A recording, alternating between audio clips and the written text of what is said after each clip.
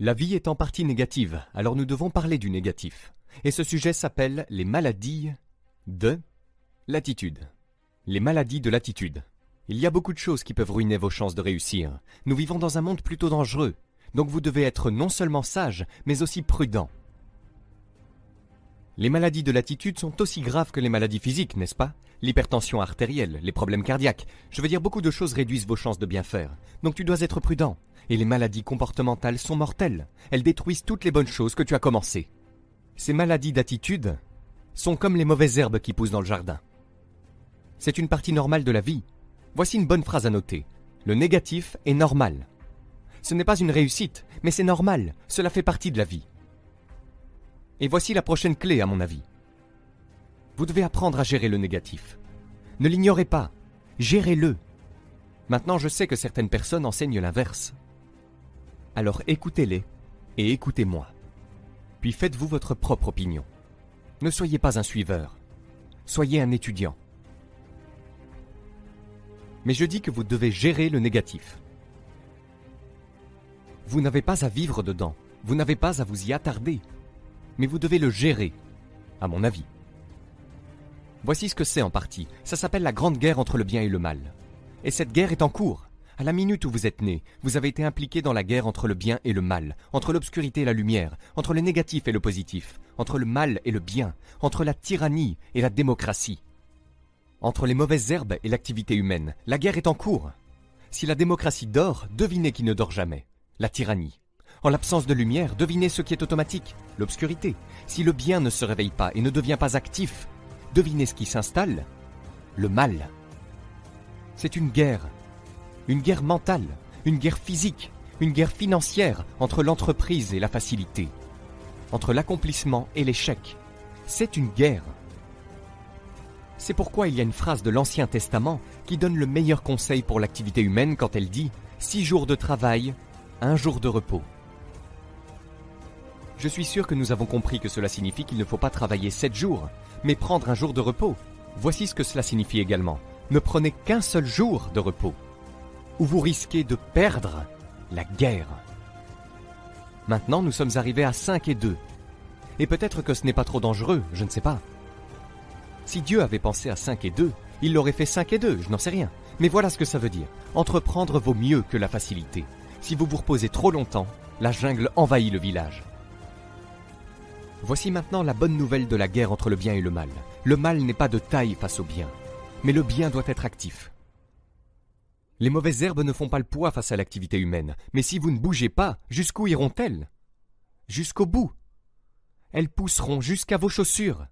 Mais si vous vous activez, jusqu'où pouvez-vous les faire reculer? Aussi loin que tu le souhaites. Elles ne sont pas de taille, mais tu dois être actif. C'est pourquoi pendant les 6 jours et 1, assurez-vous de ne pas perdre la guerre en prenant trop de congés.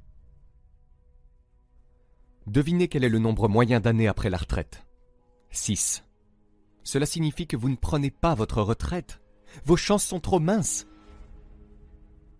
Dans la guerre entre le bien et le mal, la guerre avec les mauvaises herbes, vous devez vous assurer que vous reconnaissez le négatif, que vous le gérez, que vous y faites face et que vous continuez.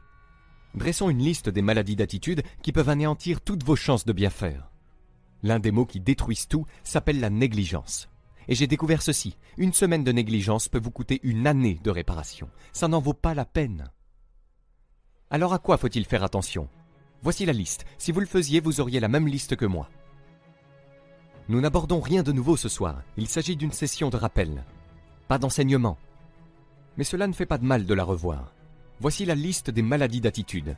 La numéro 1 est l'indifférence. Le haussement d'épaule. Le gars n'est même pas concerné, il dérive juste. C'est ce qu'on appelle l'approche douce de la vie.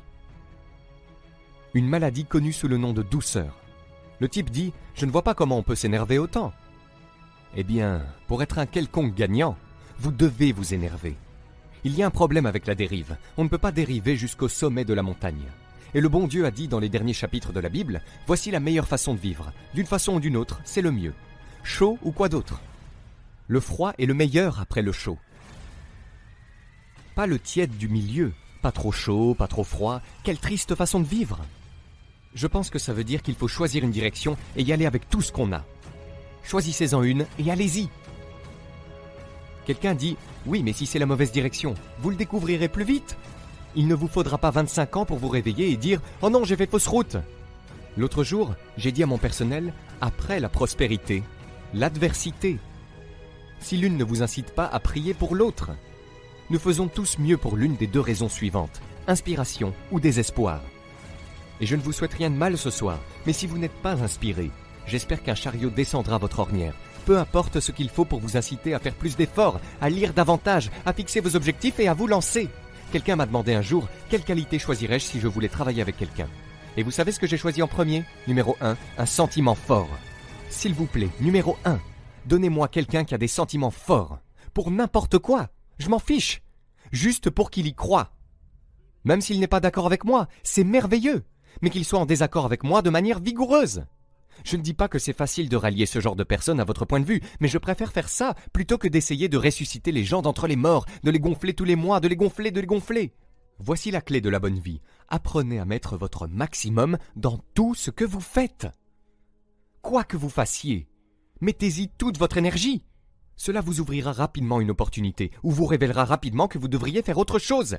L'illusion est que si j'avais un meilleur travail, je me donnerais à fond, vraiment. Vous voyez, c'est une illusion. Où que vous soyez, donnez-vous à fond. Ne donnez pas à quelqu'un la moitié d'un travail pour un jour de salaire. Donnez-vous à fond.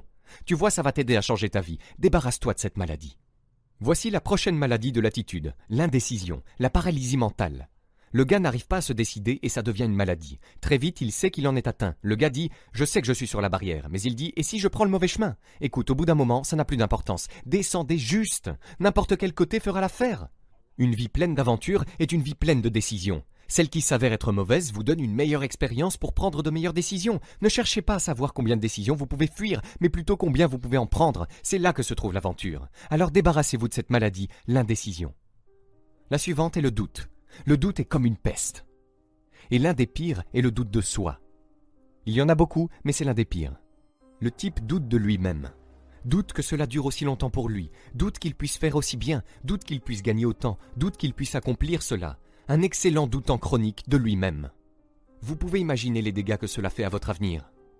Voici donc la clé. Retournez cette pièce et devenez une personne qui croit.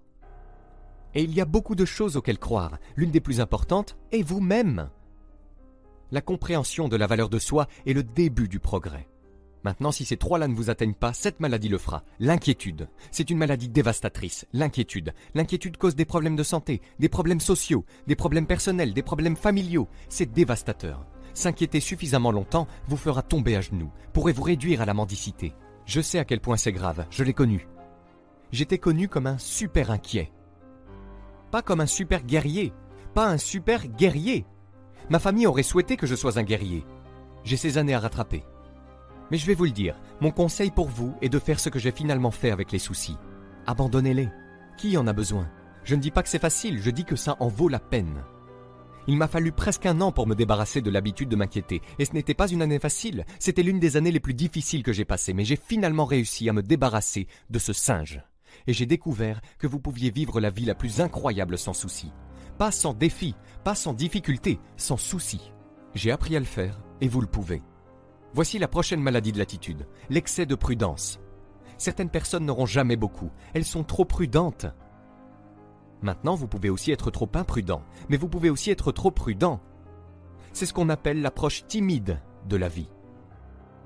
Et ma prudence, c'était toujours le risque. Le risque me mettait au pied du mur. Je disais, et si ça arrivait? C'est ce qu'on appelle le langage des pauvres. Et si ça arrivait?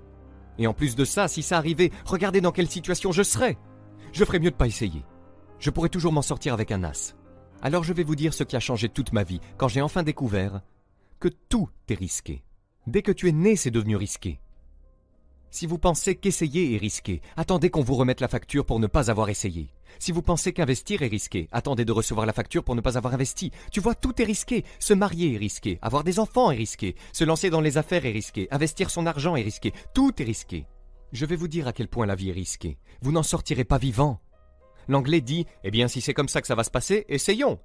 Oui, c'est à ça que ça sert. Essayez.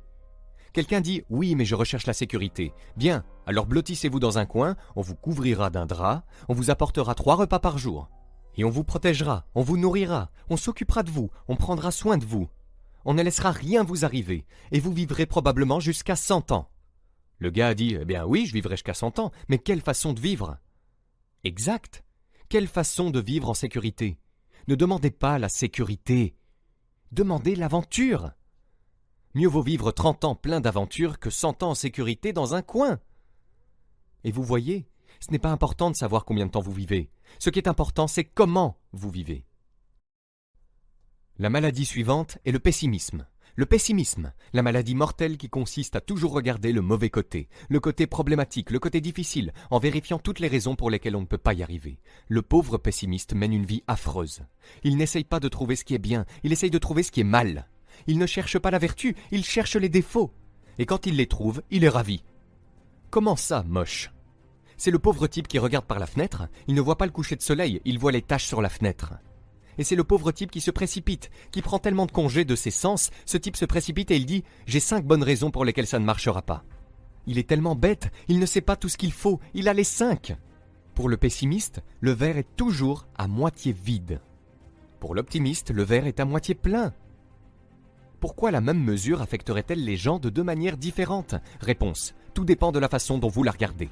Notre vie est affectée par la façon dont nous pensons que les choses sont, et non par la façon dont elles sont. C'est la façon dont nous pensons qu'elles sont qui nous affecte le plus. La dernière maladie, mais celle-ci est mortelle. Si vous vous engagez dans celle-ci, si vous vous y adonnez ne serait-ce qu'un peu, autant oublier l'avenir car il vous oubliera. Se plaindre, pleurer, gémir, râler. Un mot de la Bible appelé murmure. Vous voyez, ça va gâcher votre avenir. Passez 5 minutes à vous plaindre et vous en aurez gaspillé 5. Et vous avez peut-être commencé ce que l'on appelle le cancer économique du boom. Il est certain qu'ils vont bientôt vous emmener dans un désert financier et vous laisser vous étouffer dans la poussière de vos propres regrets. J'espère l'avoir bien dit pour que vous ne l'oubliez pas. C'est une maladie mortelle. Si vous ne pensez pas que c'est mauvais, demandez aux enfants d'Israël de l'Ancien Testament. Comme nous tous, leur histoire s'est retrouvée dans le livre. L'histoire dit que les enfants d'Israël étaient des esclaves. Dieu a accompli une série de miracles éblouissants et les a fait sortir. Et maintenant, ils se dirigent vers la terre promise. Souvenez-vous de l'histoire. Ils se dirigent vers la terre promise. La tragédie de l'histoire, ils n'y sont jamais arrivés. La raison? Dès le premier jour, ils ont commencé à se plaindre. Ils se sont plaints de l'eau. Ils se sont plaints du temps. Ils se sont plaints et ont pleuré et se sont plaints de la nourriture. Ils se sont plaints de la direction. Ils se plaignaient et pleuraient parce que c'était trop loin, trop froid, trop chaud, trop difficile, trop misérable. Je veux dire qu'ils ont gémi et pleuré pendant des années. Finalement, Dieu a dit « J'en ai assez, le voyage est annulé ». L'histoire dit qu'ils sont morts dans le désert, qu'ils ne sont jamais arrivés à la terre promise. Ce qui, à mon avis, signifie 2 choses. Si vous vous laissez aller à cela assez longtemps, votre avenir est annulé. Et je pense que ça veut aussi dire, même Dieu lui-même ne peut pas tout supporter. Soyez attentifs aux choses qui peuvent détruire tout le bien que vous avez commencé. La guerre est en cours et ce soir, demain, mentalement, personnellement, socialement, économiquement, tu dois t'assurer que tu gagnes la guerre. Si vous avez aimé cette vidéo, vous pouvez cliquer sur le bouton j'aime et vous abonner à la chaîne. Cela nous fera chaud au cœur. Vous êtes également libre de recevoir notre guide pour apprendre à générer vos premiers 200 € par mois sur Internet en cliquant sur le lien dans la description sous cette vidéo. Le tout gratuitement.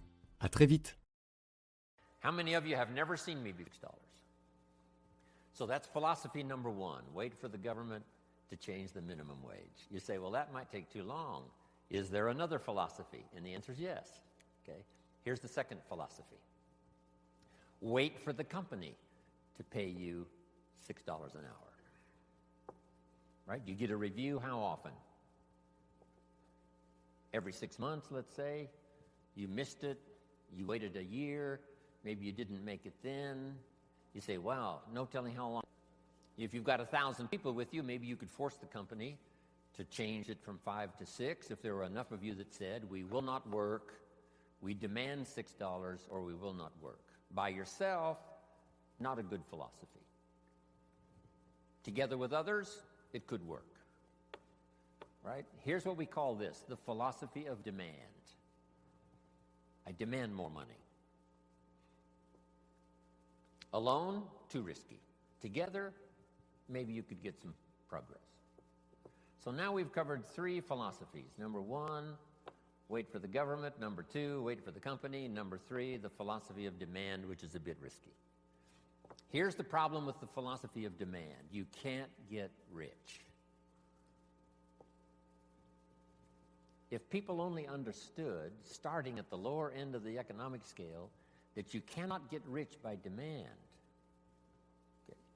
Now someone says, well, in America, how could you become wealthy? And the answer is to develop a new philosophy. And let me give you that. It might be the best I've got for the whole day. It's called the philosophy of performance. The philosophy of performance.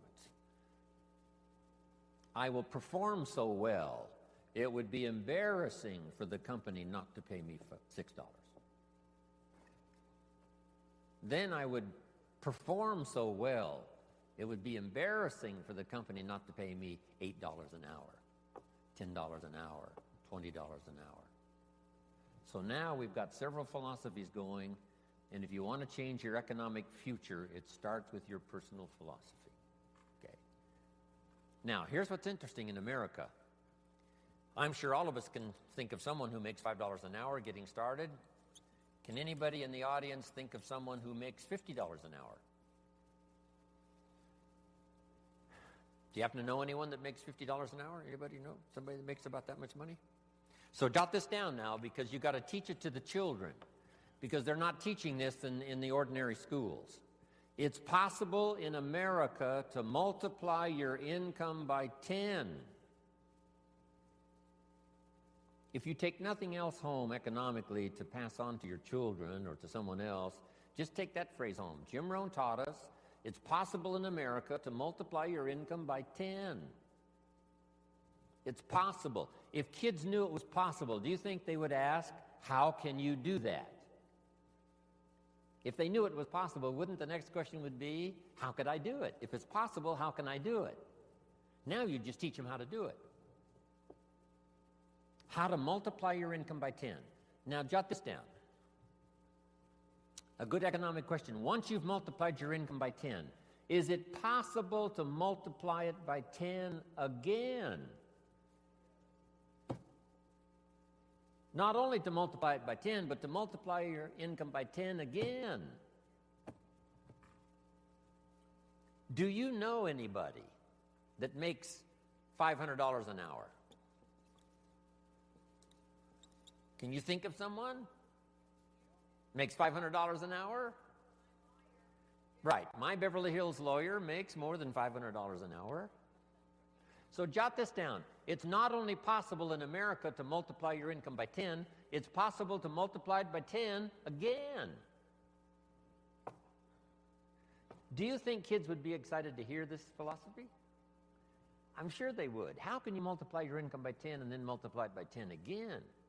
Now, if you multiplied it by 10 and then multiplied it again by 10, would it be possible? Would it be possible to multiply it by 10 again? Can you think of anybody that makes $5,000 an hour? What do you think I get paid? I mean, this is such exciting stuff. I'm a kid from the farms of Idaho. I was 25 years old before I learned that you could multiply your income by 10 and then multiply it by 10 again and then multiply it by 10 again. This is mind-boggling stuff. $5,000 an hour. Now, would it be possible? Would it be possible to multiply it by 10 again? $50,000 an hour. Now, here's a good expression to use, especially for this group. You're all tuned in, especially the last couple of days. The best expression is, of course. Could you multiply your income by 10? Of course. Could you do it again? Of course. Could you do it again? Could you do it one more time? $50,000 an hour. You know, I've lectured with General Schwarzkopf and Colin Powell. I had lunch once with Colin Powell a few years ago.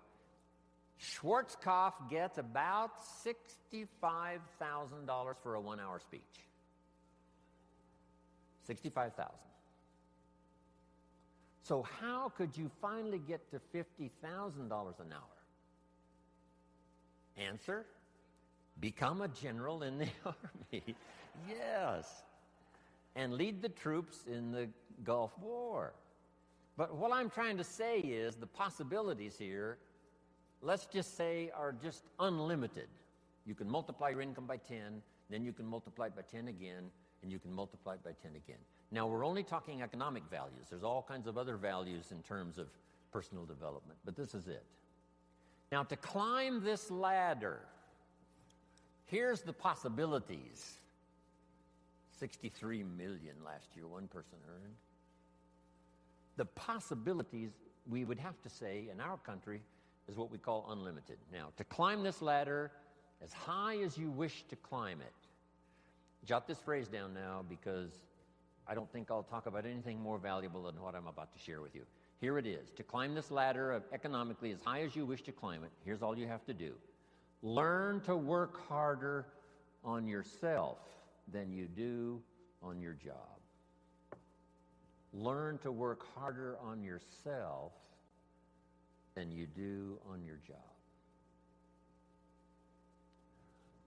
Once I understood that philosophy, it totally changed my life.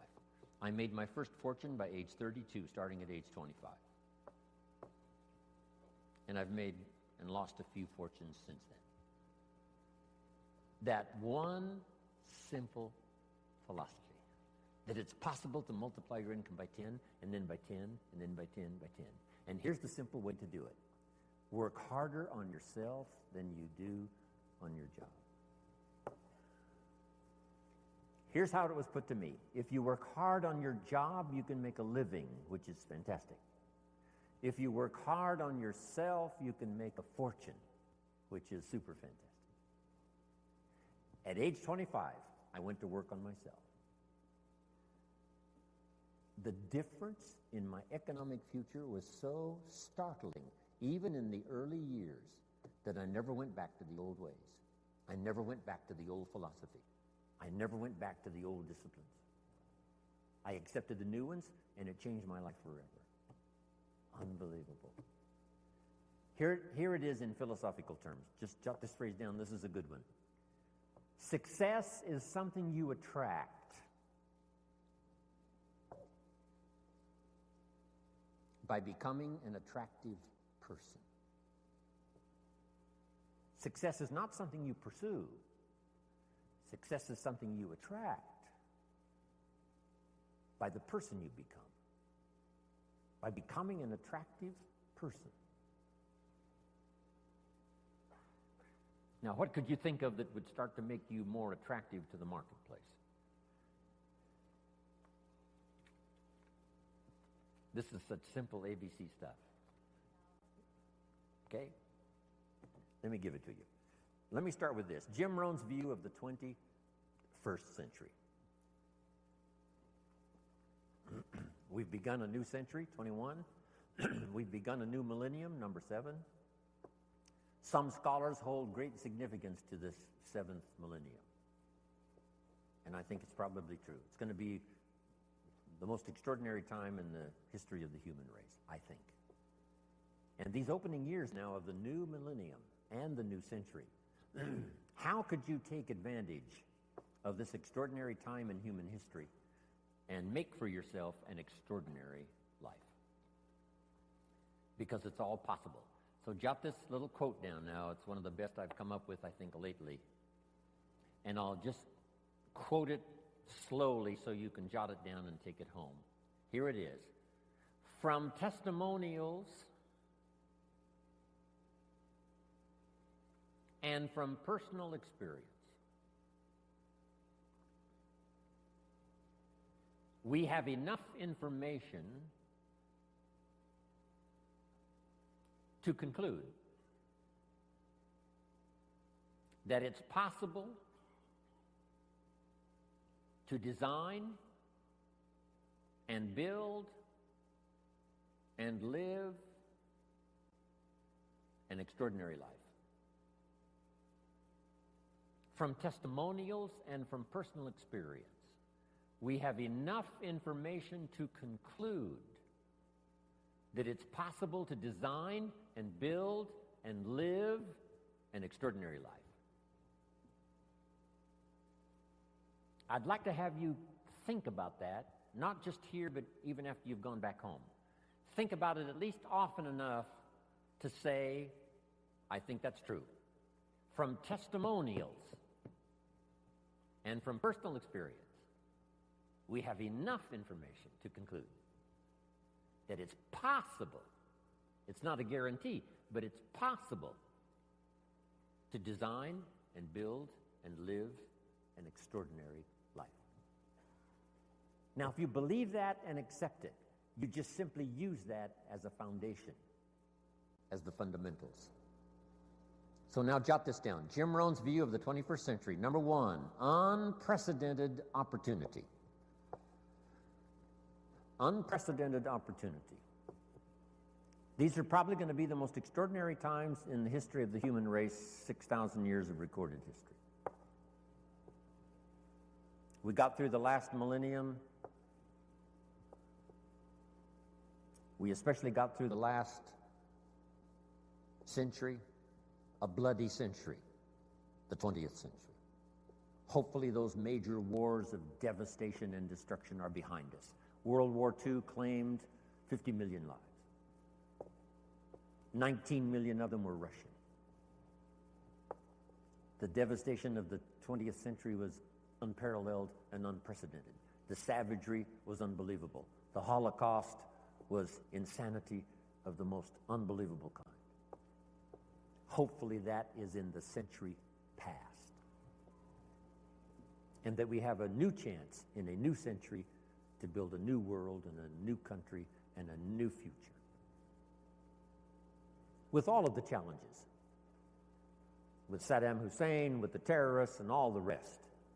Once the walls came down, about 12, 13 years ago, and I was just in Berlin the other day lecturing and had a chance to go to the Brandenburg Gate, Checkpoint Charlie, see part of the old Berlin Wall. Once those walls came down 13 years ago, the world now has forever changed.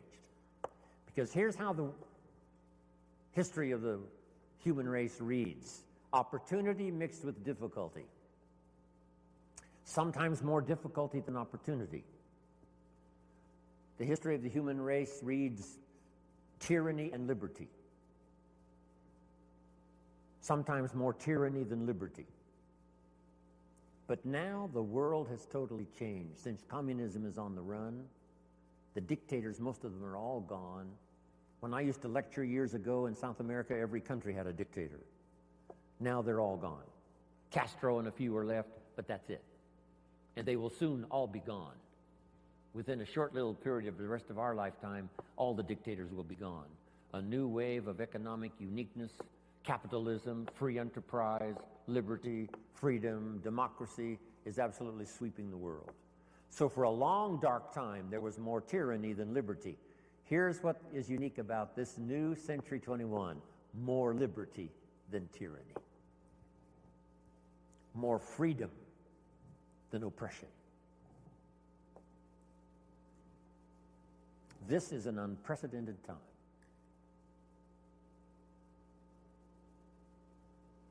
Unbelievable opportunity. We have the technology to accomplish the most incredible things. We pick up a telephone now and talk to somebody on the other side of the world with ease. It's incredible. We fly, we've got transportation. I get on an airplane, 13 hours later I'm in Hong Kong. 5 meals, 3 movies, and you're there. I mean, it's unbelievable. I leave at 7:30 this evening to fly all night to Orlando to speak to another group tomorrow in Orlando.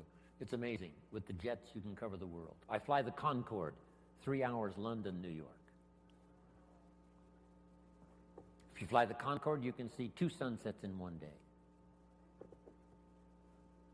If you're in London when the sun goes down, you fly the Concorde to New York, you watch the sun go down for the second time. I told the group at our little breakfast meeting this morning, if you fly the Concorde due west, the sun comes up in the west. If you haven't tried that, you must try it. On the Concorde, you meet unique people. I met Henry Kissinger on the Concorde. Henry said, I had breakfast in Paris, I'm having lunch here in London, I'm having dinner tonight in New York. If you fly the Concorde. Before his accident, I met Christopher Reeves a couple of times on the Concorde. Said to my business partner, we're going to be okay, Superman's on this plane.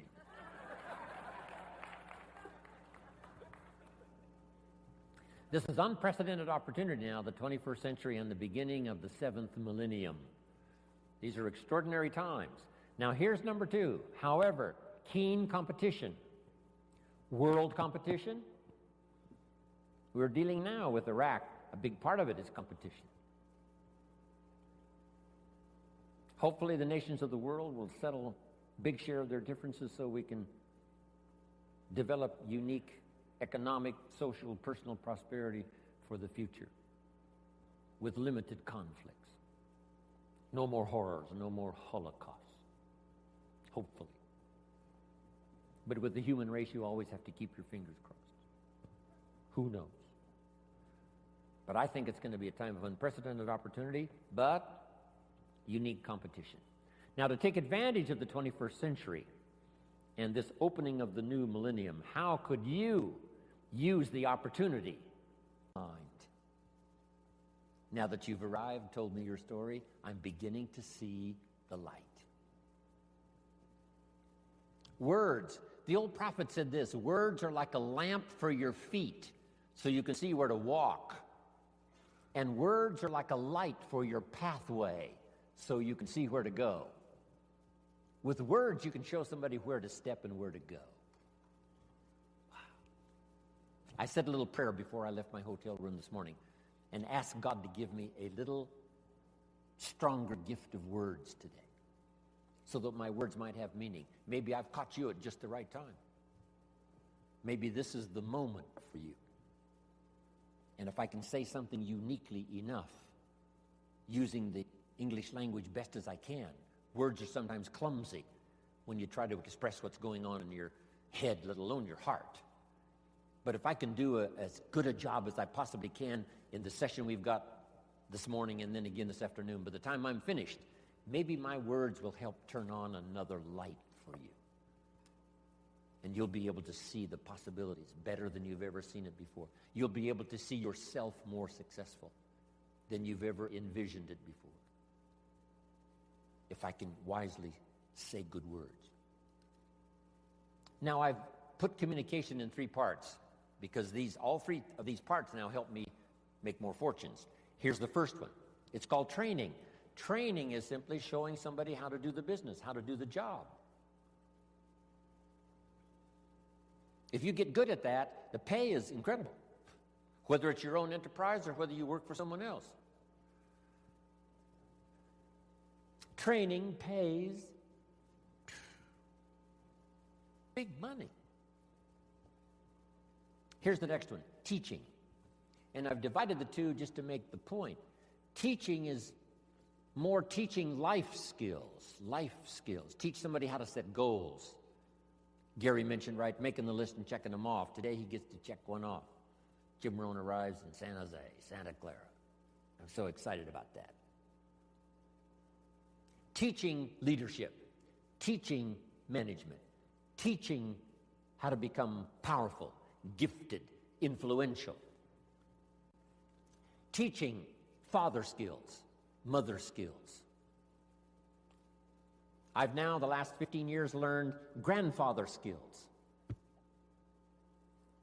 I set a goal when I became a grandfather to be one of the best grandfathers any grandchildren ever had in the whole wide world. I practice it. I think about it. How to use my newfound life as a grandfather and learn every skill possible to dazzle my grandchildren. I'm one of the best.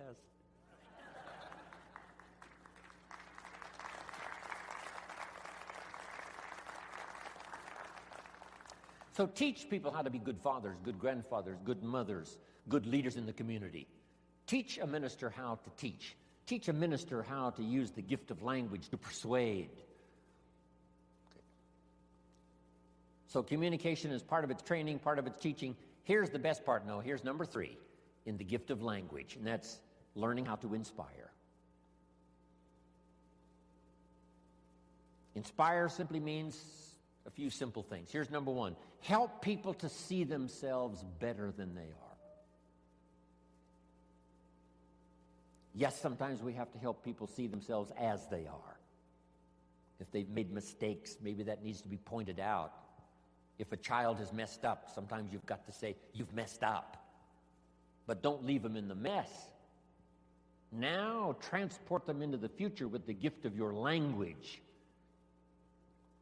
and inspire them with the person they can become by using the mistakes of the past to develop new disciplines for the future. A teacher I met when I was 25 years old had this unusual gift.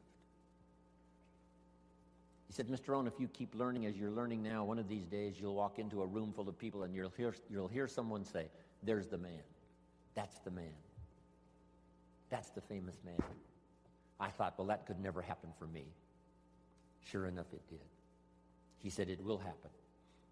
And I think when I walked in here this morning, I heard someone say, that's him. That's the man. That's the famous man.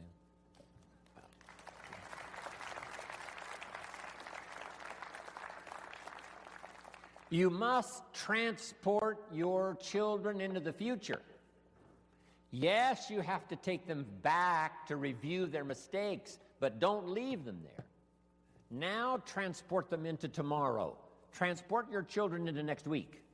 Help them to see themselves 30 days from now, 90 days from now, 6 months from now. Help them to see themselves successful. It's your gift of language that can do that. Help them to have faith for themselves and faith for the future. The sacred writing says this: faith comes by hearing words, good words. Somebody who well chooses their words and delivers them with uniqueness can inspire faith for somebody to believe the most impossible things can be possible. And that excitement of possibilities comes from hearing or reading unique words. One of the best phrases I could give you for the day, here it is: don't be lazy in language. Don't be lazy in language, because the gift of language can create a career. It can help somebody see the way into the future. It can help somebody change from who they are to who they would like to be.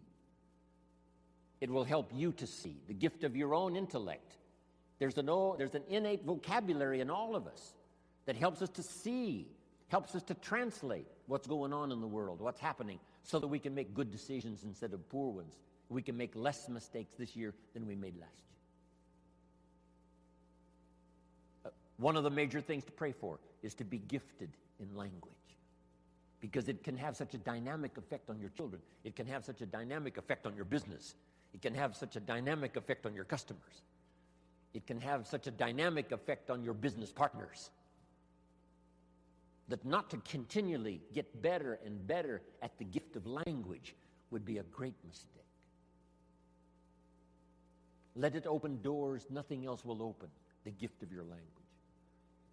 Let it help people to see possibilities that they cannot see now. And you join in those possibilities and make another fortune and another fortune, all the way up the ladder as far as you wish to go. I don't know how high you need to go.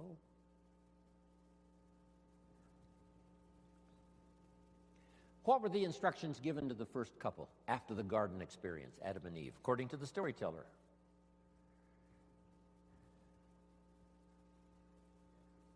We've got some Bible scholars here right now. Instructions given to Adam and Eve after the garden experience. Here they are. Number 1, multiply. It's a lonely place with just 2 people. Multiply. But here's one now that is so extraordinary, and I'm going to cover a little bit more of it during our ongoing session here today. Here was the second one. Be fruitful. Be fruitful, kind of an interesting phrase. When I lecture in other countries, sometimes it's difficult to find the right translation for be fruitful.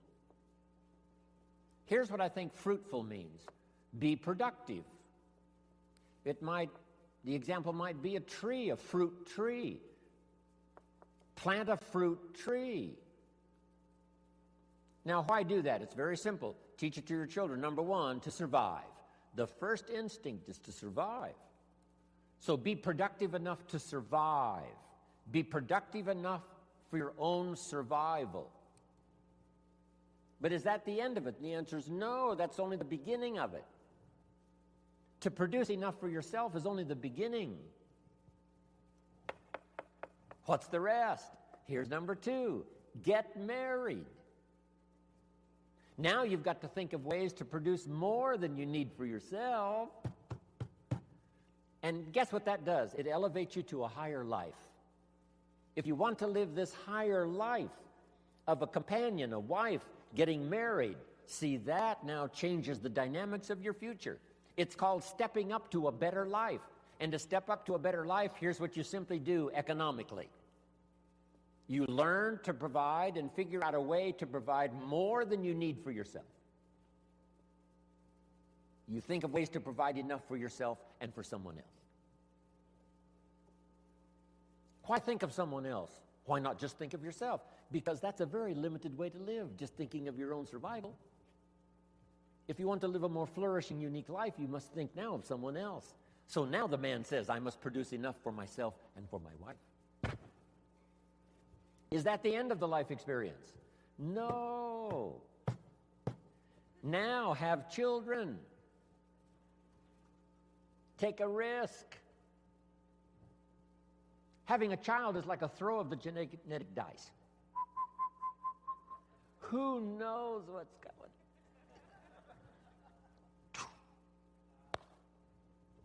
See what happens. But now a man who now wants the experience of having children must now think of ways to produce enough for himself and for his family. Someone says, why do that? Why not just take care of yourself? Because that's such a beginning way to live. Survival is okay, but it's not the good life. Now take it a step further. Jot this one down. A man now figures out, because he's learned now, he's experienced, and he understands what life is all about. Now he figures out how to produce more than he needs for himself and for his family. Just jot the word down, more. Keep thinking more. How could I produce more than I need for myself and for my family? Someone says, why do that? And the answer is to live a higher life, because now you can be generous. Now you can support worthy projects. Is that it? No. Here's the next one. To produce much more than you need for yourself and for your family. Someone says, why do that? And the answer is to live this higher life.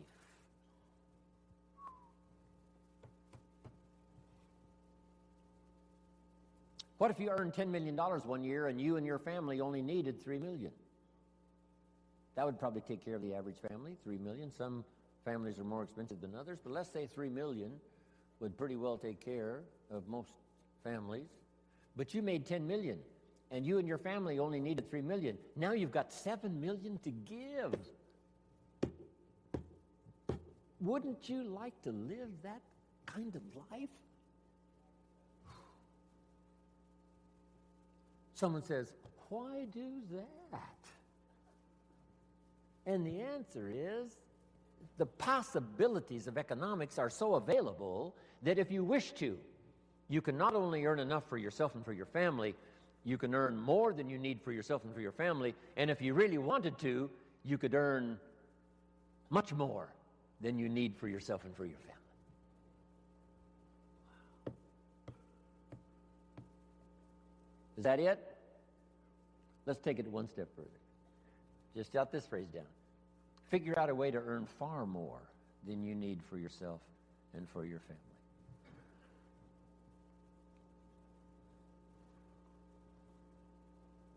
Gary talked about Mark Hughes. I met Mark when he was 19. I still do a lot of work for Herbalife around the world. He started this little company when he was 22, 23, called Herbalife. And he died just a couple of years ago. Mark Hughes, age 44. Guess what he left? Number one, a company worth $680 million, according to the new investors. Here's what he left his son, $350 million. Estimated wealth he created for those who worked for him during the 20 years he was alive, about $3.5 billion. Imagine having the zest and having the wish and having the desire to create billions in wealth, not just for yourself, but for others. 350 million, nice little nest egg for your son. Somebody says, why do that?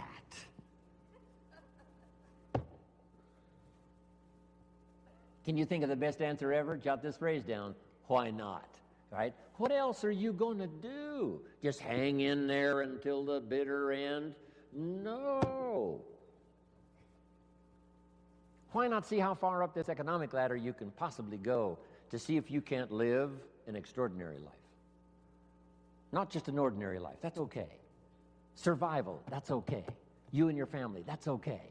But if you could think larger than that, so that you really go to work on seeing who you could become in terms of influence, in terms of productivity, in terms of living the little phrase I give you called an extraordinary life. Ordinary would be okay. Extraordinary would be the best. Isn't this good stuff? Couldn't wait to get here and tell you about it.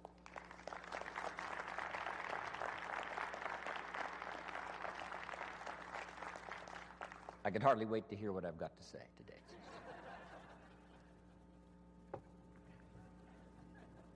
Okay, so number one, to take advantage of the 21st century, make sure I'm on track here. To take advantage of the 21st century, learn multiple skills. Let me give you one more now. It would be useful to know more than one language. When I travel the world, I have to have translators. The only way I can speak to someone in Japan, or speak to someone in South Africa, or speak to someone in Israel, or speak to someone in Europe, most of the time, I have to have someone translate for me. Somebody has to know more than one language to translate for me. And their gift of knowing more than one language makes them uniquely valuable. So that would be another wise idea. Learn more than one language, and number two, learn more than one skill. Number two, learn more than one language. When I was growing up, my father spoke German. He was German, but he never taught me German. I could have learned it. My mother was English, but she spoke French, but she never taught me the French. When I was growing up, they said, leave the old world languages behind. This is America now, English, English, English. Now we know much better. My parents, I could have learned 3 languages as easy as one growing up. So, if you think the time has passed for you to learn that second, third language, make this note now. It's one of the best for the day. Give it as a gift to your children. Encourage them to learn the second, third language, as many as they can learn. I asked a teacher one time, how many languages can a child learn? And she said, as many as you will teach them. They don't lack curiosity. They don't lack capacity. They only lack a teacher. Don't let your child develop 10% of what they're capable of. Don't let them develop 15% of what they're capable of. Give them the opportunity to learn as much percentage as possible of what they're capable of. And for yourself. So, multiple skills, multiple languages. Now, what's the rest?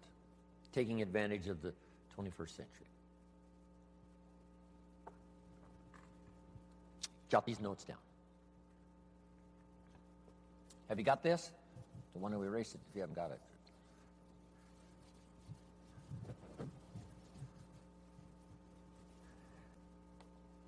I've got 5 key things to talk about during my presentation for the day. 5 good basic ideas. These are called basics, fundamentals. And it's interesting that I only have 5. How many fundamentals are there to anything? Here's a good phrase, just a few. meaning anybody can learn them. There's just a few fundamentals to being healthy. If someone says, I'm going to teach you the 50 fundamentals to good health, you say, well, that doesn't make sense. There's not 50 fundamentals to have good health. There's just a few. 6, 7, 8, that's about it. If you want to learn to play basketball, you got to learn the fundamentals. How many fundamentals are there to the game of basketball? Just a few. 5, 6. If you become extremely gifted, maybe 7, 8. That's it. That's it. Now here's what's interesting also about fundamentals and basics. There's no new ones. I mean, this stuff's been around for a long time. So beware of someone who says we got new truths. Say, no, truth is old. It can be, more of it can be discovered, but there's no new truth. If someone says, I'm manufacturing antiques, wouldn't you be a little suspicious? Say, no.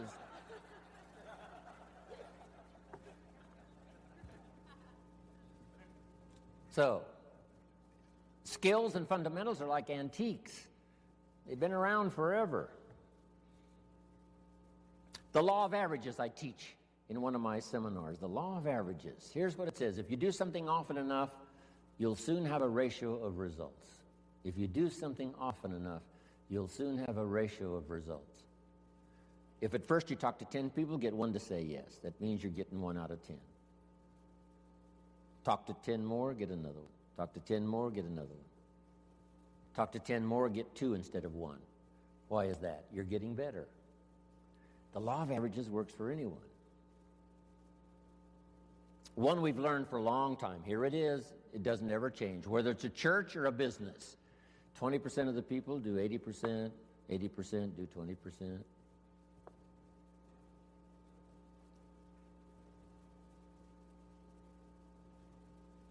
So here's what I learned in time management. You can spend 80% of your time with the 20%, not the 80%. You spend 20% of your time with the 80%, 80% of your time with the 20%. You just have to learn. And these fundamentals now have been around for a long, long time. The 80-20 rule.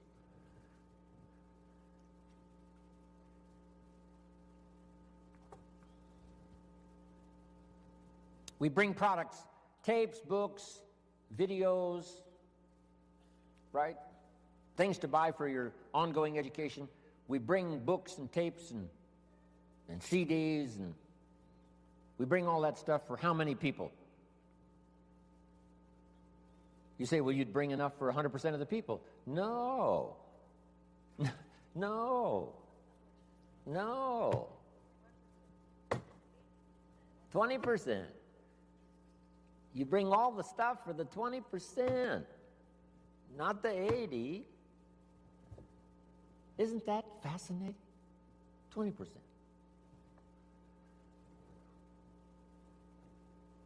It's fascinating, people's different reaction to the same presentation. Someone walks out of my seminar and says, wow, I'm going to go change my life. Someone else walks out and says, oh, I've heard all this stuff before. Same seminar. It said the first day the Christian church was started, first day, the speaker, Peter, got up, gave this classic presentation to a multitude, vast number of people. And what was interesting was when he finished, the reaction to his presentation. It said some of the, I think there were thousands. It said some of them laughed at him. And I thought, why would they laugh? He seemed sincere to me. And it said some of them mocked him. And I thought, why would they do that? And I found out they're the mockers. That's what they're supposed to do. And the laughers are supposed to laugh. It said some that heard this magnificent presentation didn't know what was going on. And they're easy to spot. They're usually saying, what's going on, right? I mean, they don't know what's happening. But then it says this, some that heard believed. And the number that believed was about 3,000. Didn't give us the total, but out of the total, 3,000 said, hey, this is good enough to follow. So that's life. Once you learn the percentages, right? It's called the law of averages. It's one of the best studies. It's in some of my CDs and presentations. But now, let's talk about the fundamentals of life, the fundamentals of success. There's just a few. They're basic. It's like ABCs, which I deal with primarily, ABCs. So let's go through them. Here's number one. We've talked a little bit about it by way of introductory. It's called, one, your personal philosophy.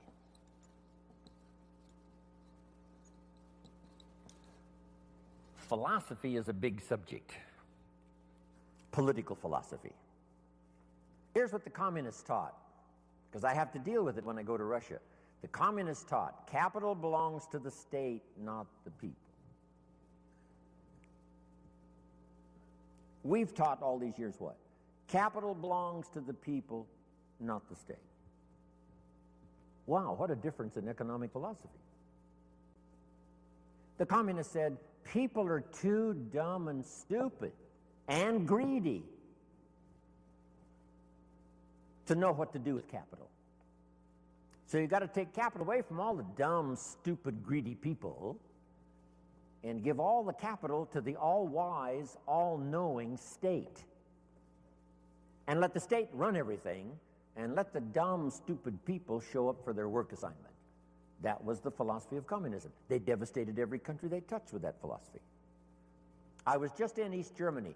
Guess what it's taking just to clean up East Germany after the communists left? $1 trillion. They've spent $500 billion already, and they got another $500 billion to go, just to clean up one country devastated by such a philosophy. Capital belongs to the state, not the people. Wow. The consequences of philosophy are unbelievably either on the good side or on the bad side. Now, personal philosophy. You know, there's religious philosophy and spiritual philosophy, and there's economic philosophy and social philosophy. Okay? Economic, political, all kinds of philosophies, right? Where did we come from, and where are we going, and what is the meaning of life? Right? Philosophy is a big tent with many different divisions. But the one I want to talk primarily about today, and then expand from that, is your personal philosophy. So jot this down, one of the best notes for the day. Each person's personal philosophy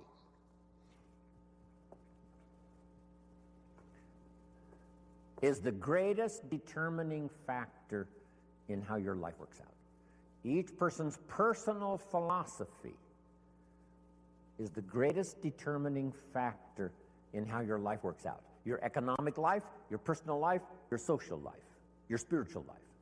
All starts with the conclusions you've made in your personal philosophy. We gave the example earlier on economics. There's 3 or 4 different philosophies to choose from in your economic future. Now make this note. Personal philosophy is like a guidance system. A guidance system. And it has to start early. When a child goes to school, they've got to have a pretty good guidance system working. And this guidance system does just 2 things primarily. Here's number 1. This guidance system helps you to see the dangers over here and try to minimize those or eliminate some of those. That's one of the first orders of human existence, is to learn early where the dangers are so they don't swallow you up, don't devastate you economically, socially, personally, or lose your life. Kids have to get this guidance system working early to spot the signals of the dangers that could wreck their chances to live a good life. Now, this guidance system also helps you to see over here the opportunities so that you could maximize those. So if you learn to minimize the dangers, maximize the opportunities within this working environment now, we call this working things out to live a good life. But you can't possibly live much of a good life if you don't keep learning where the dangers are so you can avoid those, and learn where the opportunities are so that you can maximize those. That's about as simple as I can put working on your personal philosophy.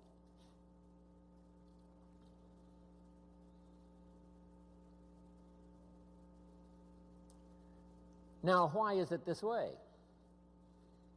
Why is life both danger and opportunity? Here's the best advice I can give you. The storyteller probably gives us, more to think about than in detail. But here's what it seems like. And that's one of the best phrases to use if you're going to make your studies and try to come to some good conclusions. It seems like God wished to create for the humans he made a great adventure. Seems like. According to the storyteller, it seems like God wished to create a great adventure for the humans he created. That's the best explanation I've got, seems like. And it seems like God's always wanted some kind of adventure. It said when he was alone in heaven, according to the storyteller, he created all these angels. That must have been fun. Doesn't say how long it took. Doesn't say how many. But evidently, he sought adventure. Part of the adventure, I guess, in those early times before the creation, was in heaven with the angels he created. Now then, he also creates an angel that's the best and the brightest of the angels, called Lucifer. And so begins, according to the storyteller, one of the great adventures of all time. And along the way, the idea occurred to Lucifer that he could take over God's place, become God in his place. And he persuaded, according to the storyteller, he persuaded a third of the angels to go with him on this insurrection. So begins an unbelievable adventure. Seems like that's what God wishes, some great adventure. Not just sit up there and float around on a cloud. Create some angels, create Lucifer. Lucifer persuades a third of the angels to go with him in insurrection. Now they lose out, and uniquely enough, according to the storyteller, God doesn't kill them all. That would end the adventure. But rather cast them out of heaven down to earth. And so now continues this unique story of Lucifer and the third of the angels now cast to earth, creates another adventure. Interesting. The Bible is such a fascinating book, giving us seemingly, what God delights in, and seems like God delights in creating this unique adventure.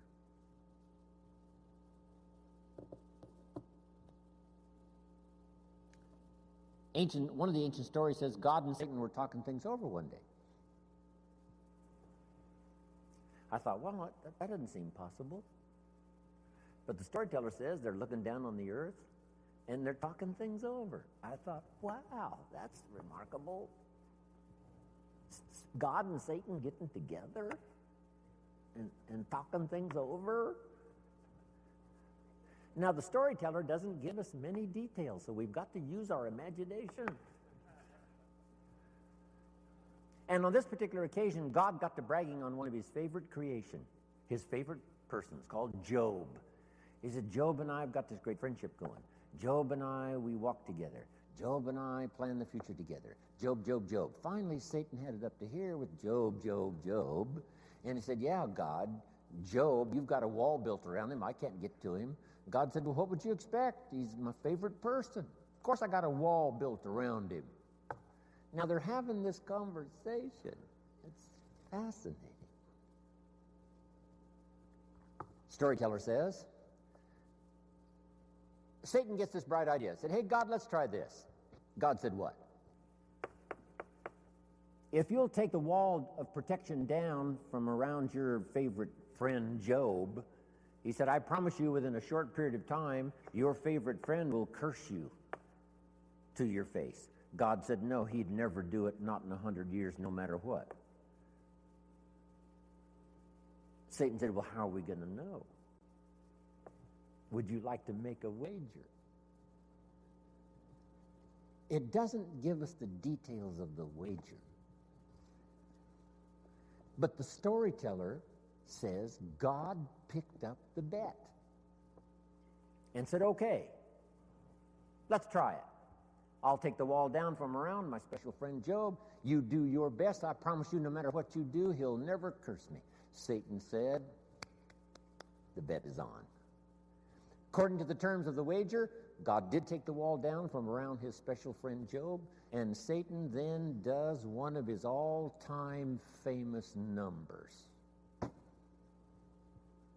According to the storyteller, first Satan took his wealth, stripped him of his wealth.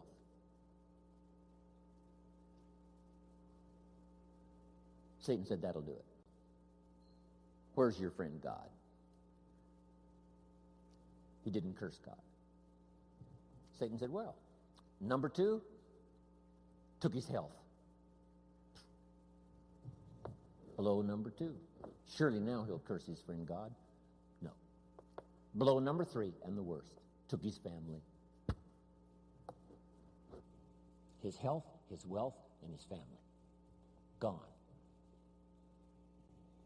Satan said to God, here's where he does it. And sure enough, Job's wife comes along and says, Job, looks like your friend God has long forsaken you. You might as well curse him and die. And Satan said, here's where he does it. And God says, well, he hasn't talked yet. And while they both listen, Job says, never would I curse my friend God no matter what happens. God said, I knew it. I knew it. And picked up the bet, whatever it was, doesn't tell it. Isn't that a fascinating story? Now, I say all of that to illustrate this. It seems like God delights in great adventure. And the only way to have great adventure, it seems like, is to have both danger and opportunity, and us with the possibility of figuring it out. Jot this down. Now, it's a nice little list. On one from other people is to just pick up the signals. Part of it is by sight. Here's a good watchword for the 21st century. Pay attention. No use falling into the same trap somebody else fell into. No use living a mediocre life like somebody else has chosen. Take a look and say, is that what you really would like? Say, no. Here's somebody that never read the books, never made the changes. There was a class and they didn't take it, a skill and they never learned it, a discipline and they never tried it. And they blame the government and blame taxes and blame society and they blame circumstances and all the rest. They don't know. And the key is watch carefully. Don't you fall into that same trap. That's how we learn from what we see. Here's next. If we learn from what we see, we put some of this on video so you can see it again and again and again. Next, you learn from what you hear. We put it on CDs so you can hear it and hear it, hear it. We don't ask you to come to just one seminar. We ask you to come and listen again, listen again. Here's what the early Christians were taught. Don't neglect the assembly. When we call an assembly, do your best to be there. Because you never know which of these assemblies is going to change your life forever. You'll never be the same again. And you can't pick the one that's going to totally change your life. You just have to do like all of you I know do. Consistently go, consistently go, consistently go, consistently take notes, consistently go to seminars and lectures and all of the rest, because some of them will be life-changing. Maybe this one will be for some of you. The time is right, the words are right, the ideas are right, the moment is here. We don't know. We just come as many times as we can, be affected by as much language as we can, and see what that'll do for our sight and our ambition, our willingness to develop skills, be a leader, influential. Here's the next one. Be a selective listener. Don't just load up on stuff that isn't going to count. We all need a little humor, but not that much. Life is a pretty sober place. It's life or death. It's success or failure. It's flourishing or mediocrity. This is a serious matter. So, make sure that what you listen to gives you the full range, a good diet of things to listen to. The positive, yes, but the negative also. We need to hear it from both sides. Okay. Years ago, I saw an advertisement once on Roseanne. Tune into Roseanne, white chicks talking trash. I thought, oh, America needs more of that. Now, you don't need much of that. White chicks talking trash.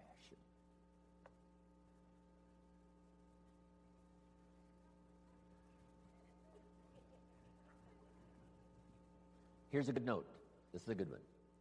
My teacher taught me when I was 25, stand guard at the door of your mind. Stand guard at the door of your mind. And you decide what to listen to, what not to listen to. How much time to give to what.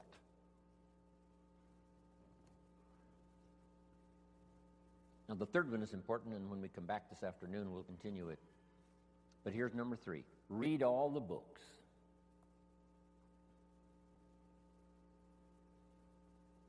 Now, there's millions of books, so you can't read all the books. But here's what I mean by read all the books. Read all the books you need to read to make your fortune, become powerful, influential, healthy, prosperous, aware, bright, helpful, partnership, father, mother, grandparent. Read all the books you need for your life to flourish and become the best it can possibly be during the course of your lifetime. Read all of those books. Don't be short on that list. My library certainly won't do it. I've only written 4 or 5 books. I'm working now on my 5th, I think it's my 5th book. It's going to be for teenagers and college kids. And I think the title is going to be, Of Course Kids Should Pay Taxes. Of course. It's going to be an interesting book on capitalism, because I teach capitalism now in Russia in very simple form. I might give you a couple of notes on that when we return. I teach kids how to have 2 bicycles, one to ride and one to rent. And it doesn't take long to get into business and make a profit. Here's what changed my life and helped me make my first fortune. Jot this down. The philosophy that helped me make my first fortune. Profits are better than wages. Once I understood that, it was hard to sleep nights the first year. Profits are better than wages. Wages make you a living, which is fine. Profits make you a fortune, which is super fine. And when I started at age 25, I started doing both. Making wages and making profits. Unbelievable. One simple philosophy changed my whole economic future. Profits are better than wages.